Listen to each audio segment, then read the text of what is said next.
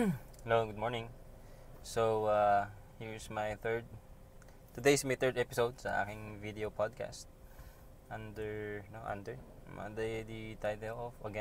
title of my video podcast is Millennial Memo, a personal journal of a millennial government employee. Pwede yata yun I think pwedeng maging tagline yun. So today is March 21, 2024, 7:51 a.m. So nakapag-in naman na ako. So before I go there and perform my duties and obligations as a government employee, here I am making videos and podcast. So I want to share with you our latest accomplishment yesterday. So we were able to finish the pre-deployment meeting, the actual demo and hands-on of the system. So yeah, the offices involved, all offices were involved. They had a chance to navigate the system, perform basic procurement. So hanggang sa makarating sa treasurer's office for checking yung kanilang procurement. So from purchase request to department head's approval, mayor's approval, purchase request, BAC, Business Awards Committee, PO, hanggang sa ma-deliver, for example, yung items, equipment, and papuntang disbursement voucher, sa accounting office, and doon sa checking. Medyo malamig, medyo maginawa. Off ko tong aircon. So, tayo na kaya ako ng kotse. Anyway, ang estimated time namin doon is 9 to 12. But, inabot kami ng 9 to 12 ng 3 p.m. So 9 a.m. to 3 p.m. Meron silang event doon sa likod. Anyway, just to continue. So we had some feedbacks, some integrations, some UI upgrades, small UI add-ons. For example, yung mga text gagawin sa ganito. And I think yun lang naman. There is no major problem. Major upgrade wala naman. Yeah, all in all, working siya. We didn't experience any bugs. Nagtagal lang kahapon, nag-pile up lang sa isang office. Doon talaga yung bagsakan. But anyway, ganun talaga. Hindi naman kasi araw-araw ganun karami yung nagre-request. Siguro isang daily siguro merong mga isa, dalawa that they can easily allot budget, ganun lang. And after that, yun. Tapos ang araw namin na walang problem, nakapag-back, disbursement voucher kami, nakagawa ng report si accounting, nakapag-check si treasurer. Okay, so all in all, we did a great job, no? And also sa team ko, hindi lang naman din ako ang dahilan kung bakit naging working 'yon. We have a team, from sa mga dev side, and we also have, sa ICT division, my team and my other staff, yung mga cash for work and OJTs, So 'yon, sila ang aking mga kasama kahapon. And after that, syempre, coffee break. They all deserve a cup of coffee, di ba? Small wins. Let's just celebrate small wins, di ba? Wala namang masama sa mga ganun. So, yeah. Nagpakape tayo kahapon. So, yun. And medyo nakakapagod, medyo ngaral kasi I didn't expect that kind of volume, no? Yung dami ng yung volume na ideas, knowledge na brainstorming. At the same time, yung mga suggestions sa mga department heads on how we could streamline the process, Yung bang ano sila, yung mga department heads proactive sila. And I also want to thank our HR, Ma'am Dads, for, reminding me, sabi sa akin, Oscar, nagre-write down ka ba ng mga suggestions nila? Buti na tapat naman. Talagang nagre-write down naman ako. So, Ma'am, thank you for that simple gesture na nakatulong sa amin. Then, at the same time, nung pagkasabi niyo naman po sa akin, sinabihan ko din naman yung mga kasama ko na mayroon din naman ako mamimiss ng mga suggestions, lalo na kung nag-per table sila, per table na discussions. So, yun. Today, gagawa ko ng, kukulik ko lahat ng data na recover nila, and I will write parang minutes ba, na ipapas ko sa aming administrator for her to report kay Mayor. So, that concludes my day yesterday. No? Doon natapos yung aking araw. So, kinabukasan, ngayon, today, as I, visit my LinkedIn account, meron ako nakita doon about the latest update sa AI, sa artificial intelligence. Or si OpenAI, the developer of the ChatGPT. Last month pala is nag-release sila ng Sora, S-O-R-A, saan this text-to-video platform, tinatawag, wherein they can generate videos out of user input na text-based. So, for example, nakita ko dun sa video nila, nag-chat sila, nag-type sila ng a woman walking downtown sa Tokyo na medyo, yung datingan niya is medyo, may dating, di ba? Ganon. Shit working, yeah. Yun. So, naglalakad siyang ganon. Talagang siya, generated siya ng AI. Kasi mapapansin mo, as I, i-zoom in ko siya, yung paglalakad niyang ganun, nung tao na na-generate is medyo nag-slide. And, alam mo yung usual na generated AI, na merong medyo malabong portion, medyo laggy siya. But anyway, all in all, napaka-smooth niya. So, yeah, there's a disruption again in the field of artificial intelligence and in the field of ICT. The question here today is how would the Philippine government can benefit from it, no? I know today, especially in the sa Metro Manila, I think all the local government units there are using the ChatGPT and other AI aside from ChatGPT. Meron tayong Copilot, meron tayong Gemini, meron tayong DALL-E, and many more. Meron din tayong AI sa PowerPoint, sa Excel, sa Word, yan. So, napakadami ng AI ngayon. So, if you wanna know more about AI, saan ko nakikita yung mga AI na ganyan, I will share it with you later or sooner or later. But, yeah, meron kasi akong pinafollow na website wherein it posts everything about AI. So, naka-follow ko dun.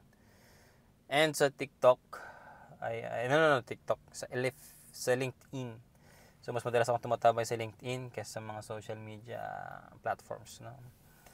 So, yun, si Sora, it's a AI where it generates videos out of text. So, may nakita rin ako kanina, update nila 2 days ago sa OpenAI na TikTok. An elephant made of leaves walking in the forest and looking for her family. It's looking for its family. So yun, it's a 10 second video wherein yung elephant naglalakad, na-covered siya ng mga dahon, naglalakad siya ganyan sa forest. Napaka-realistic niya. Kung hindi ko lang kasi maipakita sa inyo yung a year ago, yung kasing video generated ng AI is talagang computer generated siya. Kumbaga, distorted yung mukha.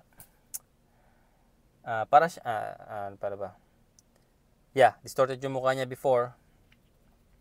Yung mga pasta, example kasi doon yung sa artiste. Yung style niya doon is kumakain siya ng pasta na ano siya, talagang distorted yung mukha niya, hindi siya. Talagang computer generated siya. Unlike sa Sora ngayon. Smooth siya, para siyang deepfake. Kumbaga, kinuha yung mukha ng tao, nilipat sa ibang katawan. Napaka-smooth niya na. Kung hindi mo tititigang mabuti yung video, kung for example 4K resolution, pag zoom in mo siya, pag chinek mo yung details ng video na pinroduce ng Sora, is talagang hindi mo kakalaing AI siya.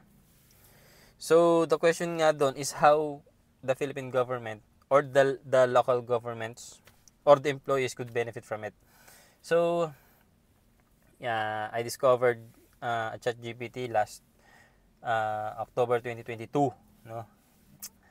Wherein, naging naman siya, nalaman ko lang siya kasi doon, nagtuturo kasi ako sa part-time lecturer, no? Kita ko lang yung isa sa Instagram, yung how AIs can help developers build their website using ChatGPT nga. So, yun, tinesting ko siya. Okay ka ako to Kung alam ka ako ng mga bata to, ng mga tinuturuan ko, hindi naman totally makapandaya, but meron silang advantage sa kanilang mga exams. So, kaya, yun, pag nagpapa-exam ako sa kanila, manual lahat. Hindi ako magpapa-exam online kasi, yun nga. But, again, the AI is way more advantageous. Though meron siyang disadvantages, but if titignan mo siya, may advantages din naman siya sa ibang aspects. Especially in the local government, again, I am a millennial government employee. So, sa ICT division, I don't know kung nagagamit nila ito, but me, myself, and I, ginagamit ko siya. Not only the ChatGPT one, but every other AIs, ginagamit ko just to perform my job efficiently and faster. So, kaya hindi nyo rin siguro masasabi na, I don't know kung ako lang, mas paano ko ba sabihin yun? May mga task ako na for 3 days ko dapat tapusin. But with the logic that I have, tsaka yung AI, siguro natapos yan in 1 day lang. Yung 1 day to 3 days. Pag manual siya in traditional way of, mind-breaking ideas, 3 days tapos ko siya. Pero pagka nag-AI kasi ko, iba't ibang AI gagamitin ko, mapagtatahi-tahi ko, okay. 1 day lang tapos. So, I don't know. Hindi kasi sa government, I think, hindi kasi question yung gaano kakabilis gumawa. Siguro sa iba, bakit si ganito, nakatanga lang, walang ginagawa. Hindi mo naman kasi pwedeng sabihin na, walang ginagawa si ganito, ganyan. Baka kasi tapos si ginagawa niya. Walang question doon. Hindi kasalanan ng tao kung efficient siyang tumarabaho kaysa sa'yo na mas marami kang leeways, diba? So yun, sa part naman kasi namin, especially sa part ko, ginagamit ko naman si AI sa daily na trabaho. And I'm hoping that other LGUs outside Manila, Metro Manila, is also using it. No? And I don't know kung sa paggawa ng mga plans ng local government units, gumagamit sila ng AI. Kasi napakabilis lang gumawa talaga. Kasi especially yung misis ko sa kanyang mga research papers, with the use of Google. Sabi sa Google, number 1 search browser siya, search engine. And the AI itself, Sabi ko sa AI, input akong ganitong title, write down ganito, ganyan, using IMRAD format, ganitong idea, ganyan, with ganitong input, ganitong details, ganitong statistics, ganitong yan. Siyempre, dapat pag nag-input ka sa AI, kompleto. Kasi pagka kulang yung kompleto mo, kulang din yung idea niya. So, yun. Nakatapos na 1 oras lang, Natuto sabi natin isang araw kasi meron kang tweakings na ginagawa eh. Yun, after an hour, after a day, meron ka naman puproduce na research paper. Tapos, ganoon lang yung kabilis AI. Paano pa pagka gumagawa ka ng ano ba yung mga sinasabit ng LGU? I'm not aware for example, I don't know, sa engineering kung pwede, no? Siguro, tingin ko pwede kasi input ka sa AI ng ganitong standard. For example, 13 hollow blocks for per square meter. So, mag-input ka lang ng ganyan, bahala na si AI mag-compute. Tapos, no? Siguro si Autodesk, AutoCAD, and other CAD applications, na pag nag-integrate ka ng AI doon, napakabilis na rin gumawa ng plano. Kasi, di ba sa Facebook nga merong mga AI models na tinatawag na kung saan pipicture mo yung building, upload mo doon yung bare design ng yung building, then bahala na si AI mag-design, di ba? Napakabilis eh. So napakarami niyang models na pinagkukuhanan. So that's the power of AI sa engineering. Sa planning naman, sa pagpaplano, for example, CLOOP, ano ba yung mga pinapasa di LG? Zoning, CLOOP, kalimutan ko na. Sa DRM, yung SIDRA, LCCAP, napakadaming plans. I think, mas mabilis talaga eh.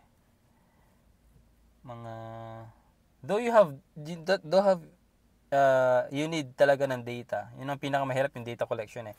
Pero once na nakakollect ka na ng solid data mo na pwede mong gamitin kahit saan, napakabilis na yan. Hindi ka naabot ng taon, hindi ka naabot ng buwan, no? So I'm waiting for the time that AI could integrate sa part ko naman as a mapper, cartographer, no? Na ganito mag-map ka ng ganito, mag-map ka ng ganyan using ganitong values. Though pwede naman siya sa QGIS tsaka sa ArcGIS, no? Ngayon meron kasi silang Python na tinatawag na. Pwede kang mag-input ng expressions, no? May mga features doon sa mapping na kung saan makapag-plot ka ng mapa na pasok sa SIDRA mo, CLOOP mo, sa ano ba yung mga maps na pinaglalagyan. Yeah.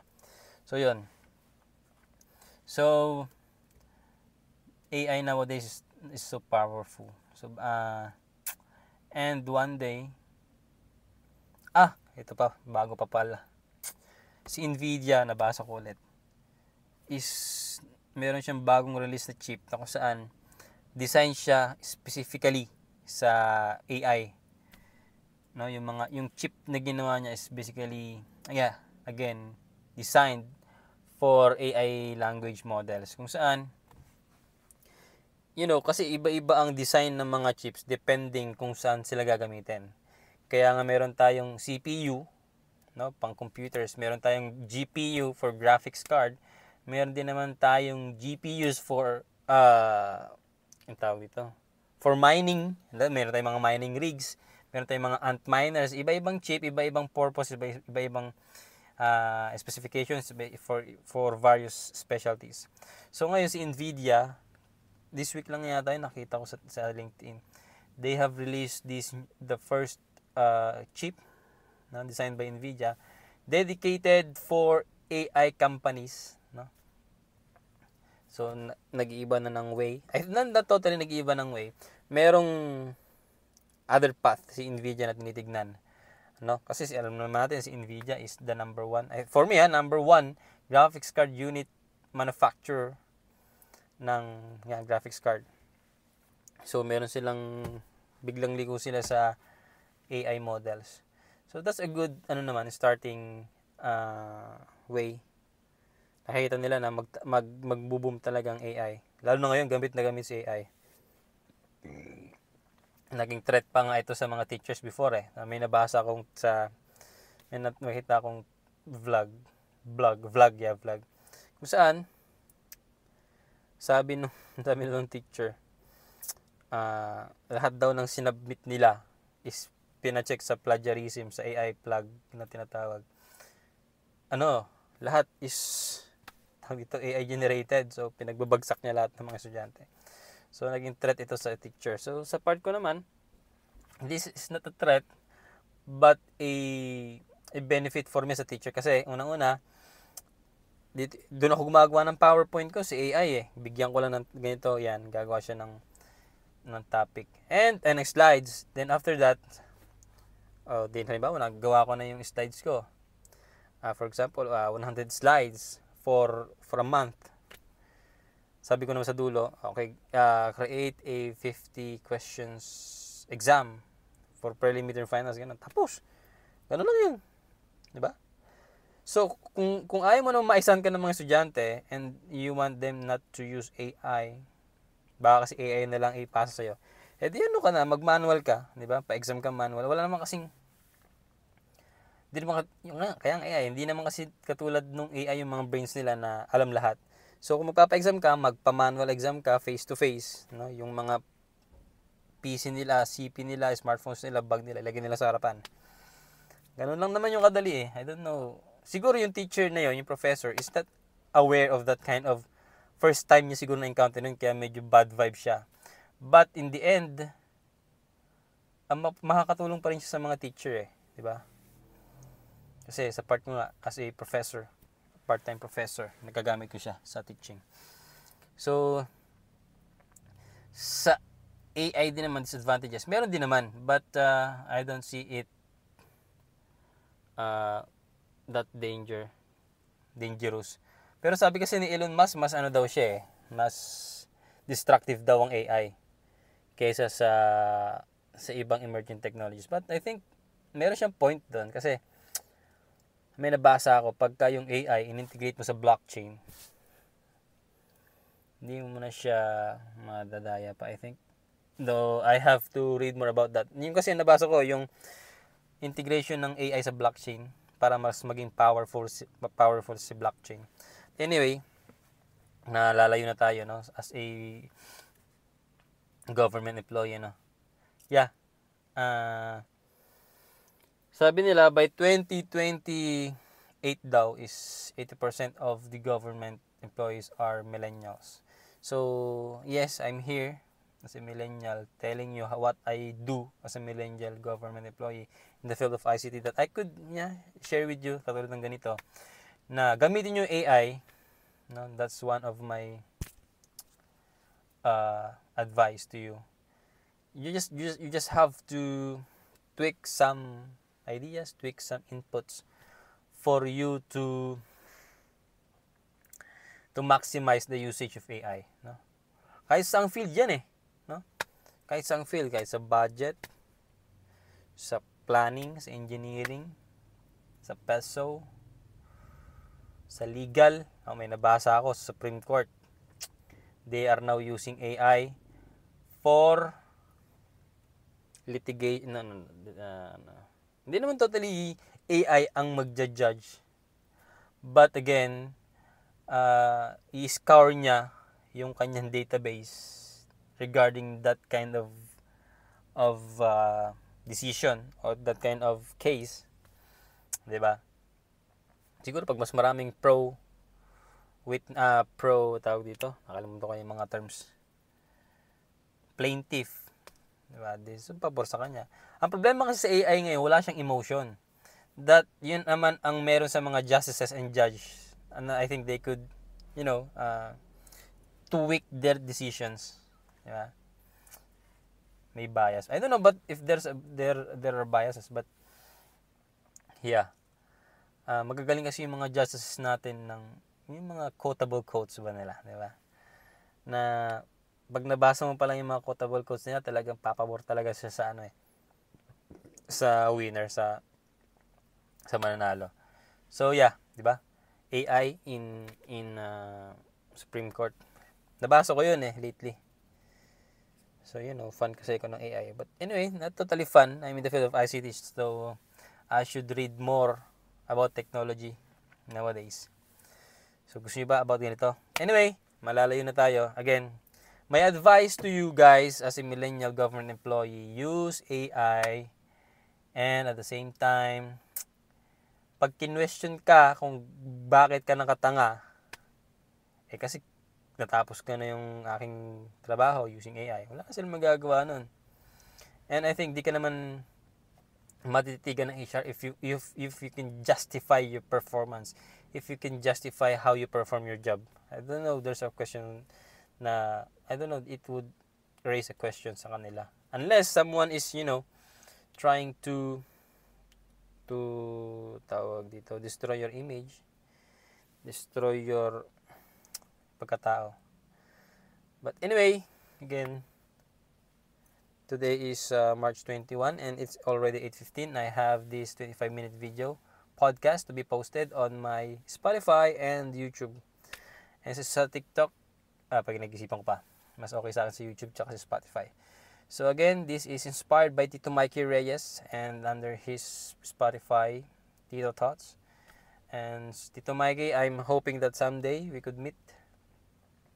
Ikaw kasi is nasa private ka and I'm in the public work, government employee.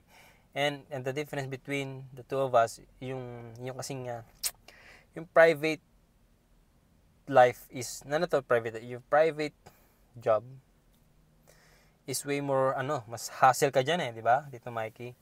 That's why meron siyang video podcast, may vlog siya, meron siyang iba't ibang lifestyle vlog. Diba? Napakadami talagang source of income ni Tito Mikey. So that's the advantage naman ng isang side hustle, ng totally side hustle tawag. Nasa private ka or you're on your own, no? Syempre, triple double time ka sa tinagawa mo kasi pag nawalan ka nga ng ganyan, so anong source mo ng income, di ba? So again, Tito Mikey, thank you for inspiring me in doing this kind of video podcast. And I'm hoping that someday we could meet. Kung may seminar ako dito sa Manila, I think kung mapanood mo man to, no? And yeah, medyo mas maikli nga lang yung mga videos ko, but sa'yo kasi mga 50 minutes. But anyway, again, thank you for inspiring me. I will continue this daily video podcast. And yeah, and again, I'm Oscar, a Millennial Government employee. Thanks for watching.